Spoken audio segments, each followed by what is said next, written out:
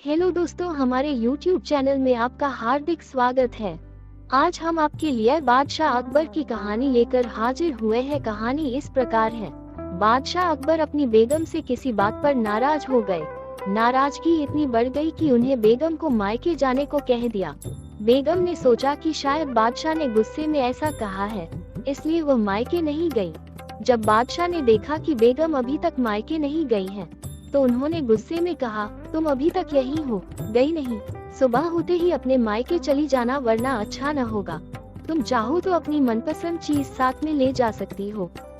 बेगम सिसककर जनाना खाने में चली गई। वहां जाकर उसने बीरबल को बुलाया। बीरबल बेगम के सामने पेश हो गया। बेगम ने बादशाह की नाराजगी के बारे में बीरबल को सारी बात बताई और उनके हुक्म को भी बता दिया।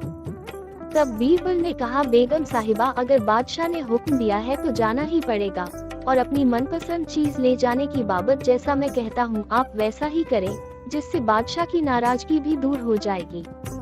बेगम ने बीरबल के कहे अनुसार बादशाह को रात में नींद की दवा दे दी और उन्हें नींद में ही पालकी में डालकर अपने साथ मायके ले आई और एक सुसज्जित शयन कक्ष में सुला दिया। जब बादशाह की नींद खुली तो स्वयं को अनजाने स्थान पर पाकर हैरान हो गए। पुकारा, कोई है? उनकी बेगम साहिबा उपस्थित हुई। बेगम को वहां देखकर वे समझ गए कि वे अपनी ससुराल में हैं। उन्होंने गुस्से से पूछा, तुम हमें भी यहाँ ले आई, इतनी बड़ी गुस्ताखी कर डाली। तब बेगम ने कहा, मेरे सरताज, आपने ही तो कहा था कि अपनी मनपसंद चीज ले जाना, इसलिए मैं आपको ले आई।